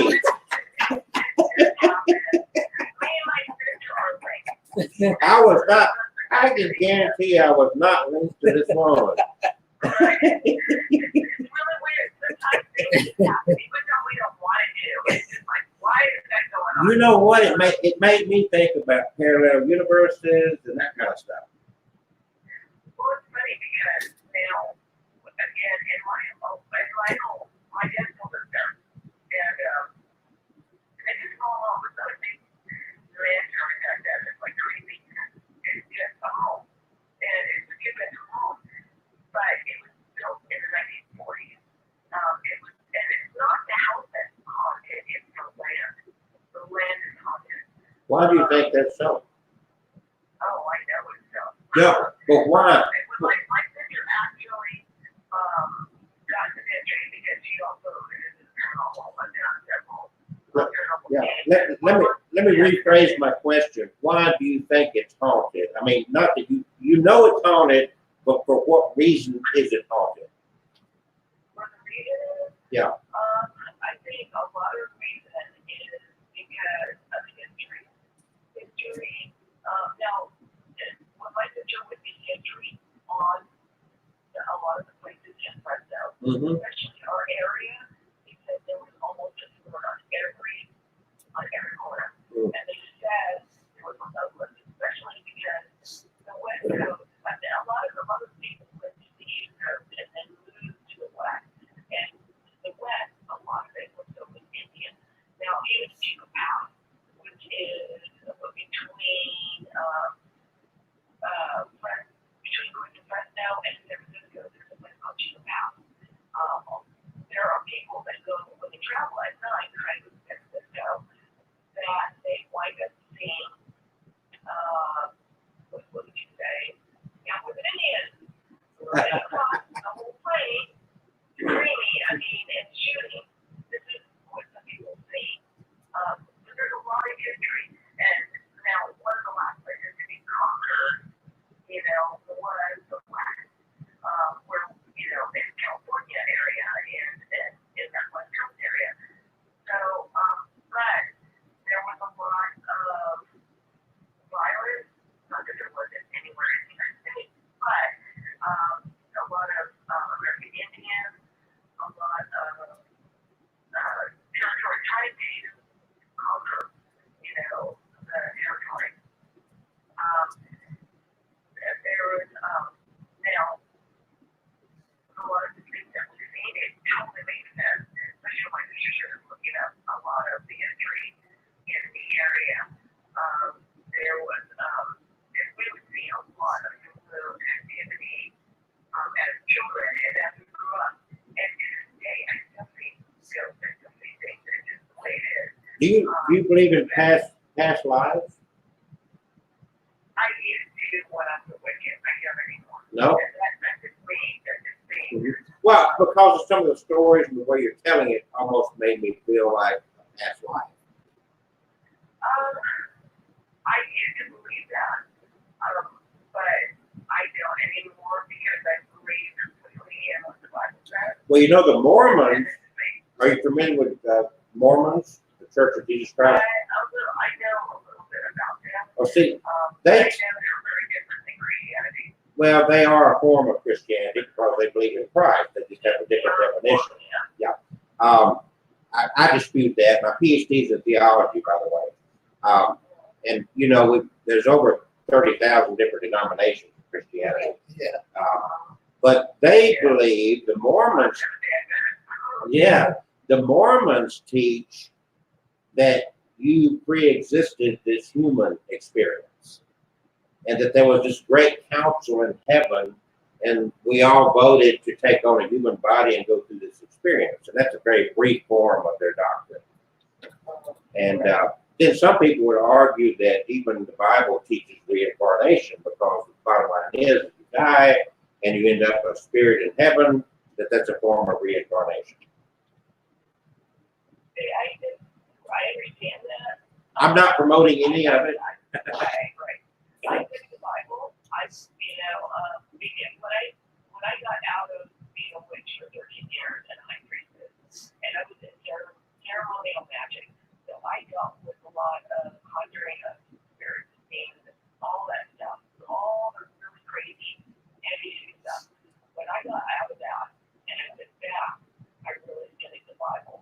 And a lot of all this stuff about New Age and we have a little bit of Christianity and then Catholicism and all that. The Bible, if you go directly to the Bible, and I've tried to read the Bible when I was young, didn't get it. But I did now when I came on all the craziness. And with the experiences that I've had being attacked by demons from the military here, and anybody who helped me got attacked by demons as well. I learned a lot about the Bible, and I've learned that because of my experiences, mine alone, that I've learned to understand the Bible for what it really is. And a lot of these other outside influences trying to say, well, this is that, this is how it is. I only go and I use the Bible as my main reference for everything. And if it doesn't, and this is what a lot of people say, well, the Bible is confusing, and the Bible confuses us. To me, it doesn't. If you read it and you have God help you to understand it, if God talks to you, when they say the Bible is a living thing, it really is. Because when I started reading it, I felt the presence. I felt the fire. This is the only way I can say there's a fire when the Lord, the Holy Spirit touches you. There's nothing I've ever felt that was more wilder than that. It feels like you are on fire. And like you can't really see in your skin. And when the Lord showed me different things and different things in the Bible, and I read that Bible, and I did that Bible, because several times I still read that Bible, that when all the people come at me with all these different crazy things and stuff, that is not what I see in the Bible. That's not what I hear.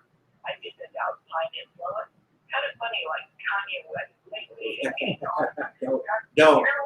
That man is on fire right now. Yeah. I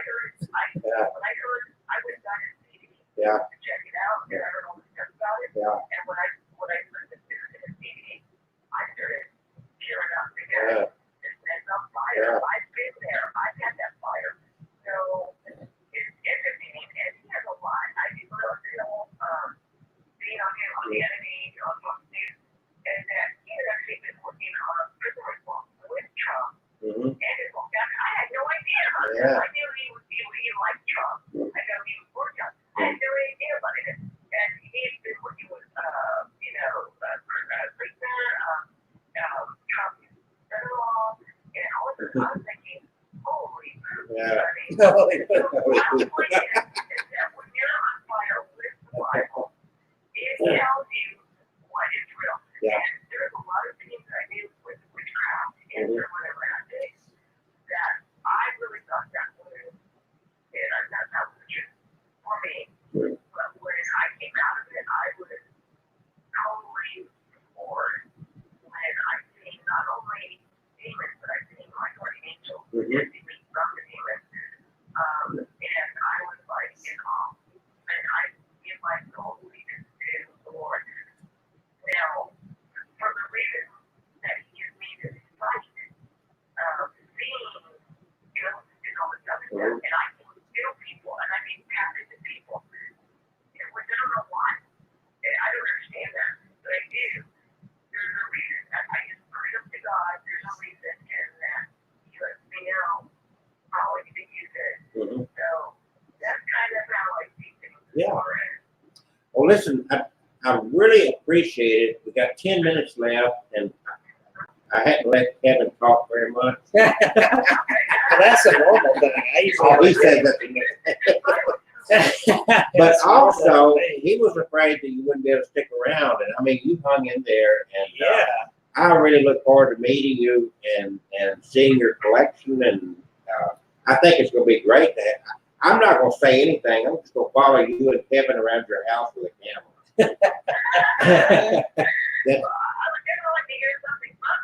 Well, I think I've proven I can interject and say something. So. Yeah, he'll say something. Yeah. Yeah. Well, I'm the type of guy that I will purposely touch that dog. Yeah. Yeah, well, I've never spent the night in the hospital in my life. Are you putting a curse on me, you witch? I think she's reverting back to her old way. I think you're reverting back to your old way.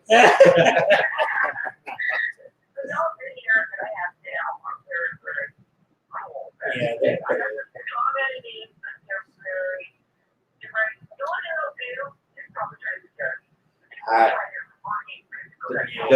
with everything that I've experienced in life, the big bad wolf left a long time ago.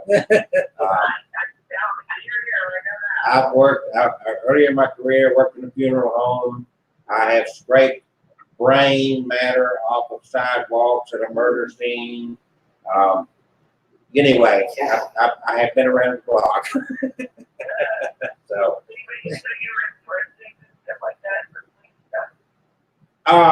Actually, it was environmental services, what we used to call red bag material.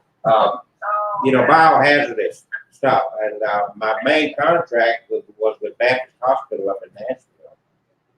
And besides collecting all their red bag trash, the hypodermic needles and anything that was contaminated, we also got called for, yeah, I mean, you had to be properly attired. All my staff had to go through training and get certified. But we dealt with that a lot. And we got called, the police would call us to murder scenes, and suicide scenes, to do cleanups and whatnot. So, anyway, working in a funeral home, and I was younger, and people would say, aren't you scared to be in there by yourself at night with those dead bodies? The dead don't bother me, the living do. Yeah. So, and I've always, like I told you earlier, I felt that it's like bullies on the schoolyard. If you don't give them the reaction they're looking for, they kind of leave you alone. Yeah. Kevin, in the last couple of minutes, do you have anything you'd like to share with me? I thank you, Sheree, for being on here. This has been great. And you're welcome. And yeah, I just plugged my website again, myhauntedDolls.com. You can find everything I have on there. The books, the new book, Crimson the Blood Painting, and the other books I have. And you can find the link to my YouTube is on there. Also, the link to my podcast is right there on the first page, the Haunted Collection. You can click on there and hear me tell some ghost stories and horror stories. And as far as Crimson the Blood Painting, if you are into audio books, that is about to be out on Audible and iTunes. The voice actress she says she's having a blast with doing my book. She's already started working on it. Yeah, she's been working on it. I've already heard the first 15 minutes, and it's really Is she good? She's really good, so I can't wait for her to put that out. She said she was trying to get it done by the end of this month, even though Thanksgiving is next week. I told her, you can have longer. She said, no, I want to get this out. So, before Christmas. A curious question, Kevin. When somebody does this, do they get a percentage of the, she'll get 20% of the royalties, and then I get 20%. I guess Audible, iTunes, all them get to split up the rest. So you end up with a penny and she gets a penny. And I'm hoping, because she's got such a slew of audio books out there, that people that are fans of hers will buy, on top of the people that buy from me. Well, maybe you can talk this girl right here to sharing your stuff on her thousands of people Facebook page. Well, I usually post. I'm an admin on there. So okay. I usually post my stuff on there. Yeah. I have right now on the screen the name of your Facebook page, Sherry. Okay. Sherry. Sure. And so feel free to go over there and join her. I've kind of looked through, and we joined it under Abnormal Alabama. So a lot of interesting pictures, a lot of interesting stories there. And like Kevin said, he's the admin over there. So if you're nice to him, he'll approve you, I guess. Yes. But we do this every Tuesday night. We are going to be moving first of the year over closer to where Kevin lives. And he likes that. He doesn't Yeah, drive as just far. drive right across the highway. You, It'll be easy to come over to my place. Yeah. It's only like, what, 2 hours something drive. well, I'm going to let Kevin chauffeur me because I usually end up driving. And I can sit back and relax. But Yes. I would enjoy that if you wouldn't mind me coming with him sometime. Oh, not at all. You guys just spend the night. Do what you guys need to do. And I want to do some filming around where they did Walking Dead. Yeah. That'd be cool. You just live in a whole haunted area with zombies and everything else. I do. You never know. The Walking Dead's gonna walk out of our backyard. Well, you get a good look at me and you wonder if he's not dead, he should be. But anyway, very much a pleasure, and I'm glad your voice held out. You got some wonderful stories, enjoyed everything you said. I hope you can maybe join us again sometime. Oh, anytime. Just let me know, and I'm there. When we come and see you, maybe we'll get on the computer and show you how to do a split screen on this software. That'd be great. Yeah, 'cause I've done it before. I'm so prehistoric. I don't know how to work some of this stuff, so I'm just kind of like, so me and Joey, that's great. It's all good. We had a microphone. We just set it down, and I think it came over just fine. So Great. you have a wonderful evening, and we hope to talk to you and meet you before long. I don't know if Okay, well, I don't know how the holidays will affect that. But I have to well, I work. know Kevin's been talking about coming down really soon, so. Yeah. Okay. I mean, First of next year. It'll be more. I've got more liberty in my schedule than he does because I'm kind of halfway retired. yeah, I'm kind of that way too, in a way. I'm at, here's not my trade, so, but I do it at home and I don't do a whole lot of it, so I'm not that like I used to. Well, I'm at that age to where I've got more hair coming out of my nose and ears than I do on my head. You know what, it's funny because the guys that I do, I have to actually clean that up, so I know we're talking about. No, in my bathroom, I got all these little electrical battery operated devices, you know, because I can't stand that hair. It just drives me crazy. I don't know. I've seen these guys have bushes go out their nose. Like, how are you breathing? Yeah. Yeah. Okay.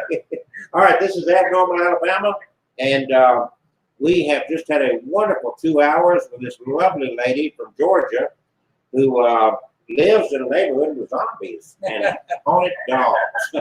Good friend of Kevin's. Yes. I hope everybody has a good evening, and we're going to shut this down, and we talk to you in a week.